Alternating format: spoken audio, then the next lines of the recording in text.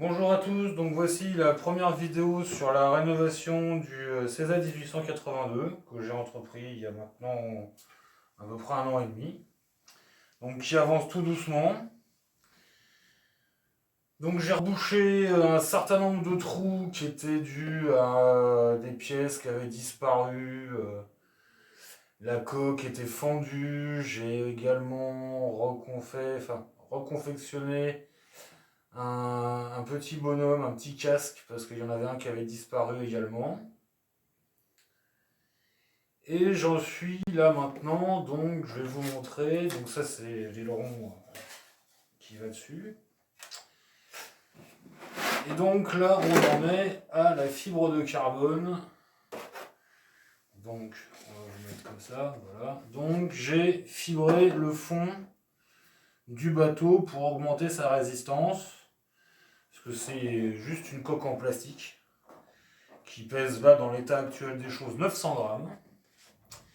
Donc je suis pas hyper satisfait de ce que j'ai fait, ça a un peu pullé à pas mal d'endroits. Donc c'est pas tip top, mais bon. Je referai sûrement un petit peu de fibre à certains endroits pour renforcer. Donc après, qu'est-ce qui était prévu initialement? C'était de récupérer l'ancien combo, enfin le combo d'origine du Serpent MTE, et de le transférer là-dedans. Donc on a déjà modifié cette idée parce que ce genre de variateur n'est absolument pas adapté pour être enfermé dans une coque en plastique, sauf si le but du jeu c'est de la faire fondre. Donc déjà, il va falloir que j'investisse dans un nouveau variateur, ça je le sais. Par contre, pour mon moteur, donc c'est un 4274, parce qu'il a des espèces de petites ailettes. Donc comme les chambres de refroidissement marine classiques ne sont que en 4074, enfin 40 tout du moins, j'ai trouvé un système de refroidissement qui peut-être pourra faire l'affaire pour le moteur. J'ai également trouvé la chaise, enfin j'ai trouvé, non, on m'a trouvé la chaise du Kyosho Jetstream qui fait approximativement la même taille, un peu plus petit que celui-là. Donc qui devrait assez bien s'adapter à l'arrière de ce bateau parce que le problème c'est que l'arrière est complètement plat. Donc j'avais besoin d'une pièce un peu particulière pour la chaise. J'ai également flexible et tubes qui vont avec du coup. Donc flexible, tubes qui vont avec, oui pardon pour la caméra. J'ai également deux gouvernes. Donc j'ai décidé d'en mettre deux parce que je trouve assez inesthétique sur les monocoques comme ça d'avoir qu'un gouvernail que d'un seul côté. Donc vu que je suis en rénovation et que je fais ce que je veux, j'ai décidé d'en mettre deux. Voilà. J'ai également fabriqué un cadre qui va venir se mettre à l'intérieur. Là je le mets pas parce que comme il rentre en force, enfin pas en force mais bon, disons que c'est chiant à mettre, donc on va éviter de le mettre tout de suite. Donc ça va permettre de renforcer le dessus. Et j'avais à la base initialement prévu une installation, donc de mettre le moteur à peu près ici et les accus à l'avant. Sauf que en m'informant, j'ai découvert que le centre de gravité du bateau doit se situer à peu près à 30% de la taille totale en partant du tableau arrière. Ce qui donne les petites marques, là je sais pas si ça se voit mais j'ai fait deux petites marques. Et du coup vu que la coque est très légère et que le moteur et l'hélipo c'est très lourd, je pense que je vais devoir installer les choses autrement et probablement tout au niveau du système, enfin du centre de gravité. Donc mettre le moteur plus bas, comme ça, il faudra que je redécoupe ma petite plaque pour mettre plus bas au niveau de ces rayons-là.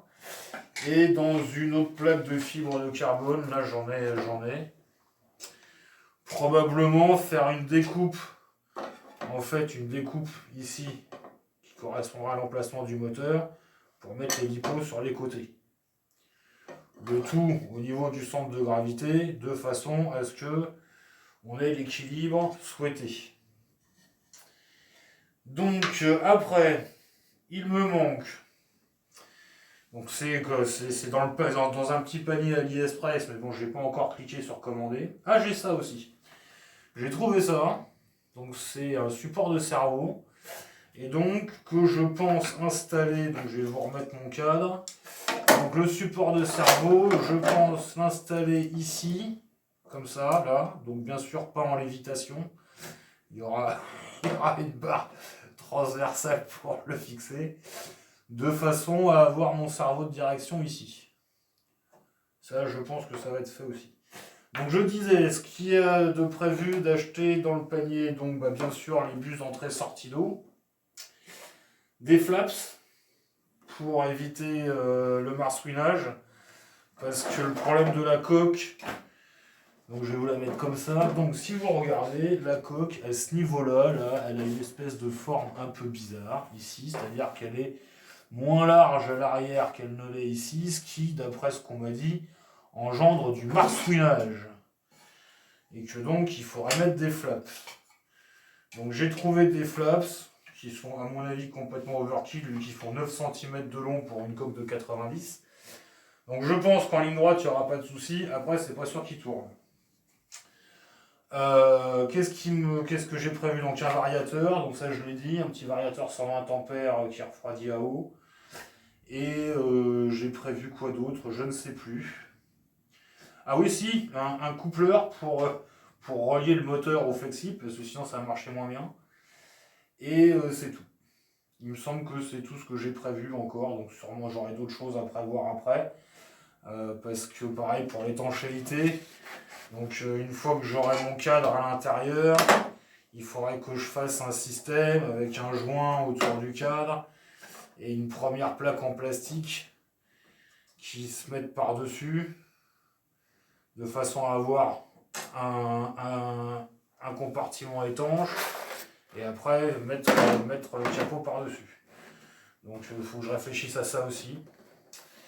Donc voilà, si vous avez des conseils, des idées, des avis, n'hésitez pas à me les donner. Je suis preneur de tout, vu que je découvre au fur et à mesure que je fais, en fait. Donc voilà. Donc passez une bonne fin de journée et à plus tout le monde. Ciao ciao.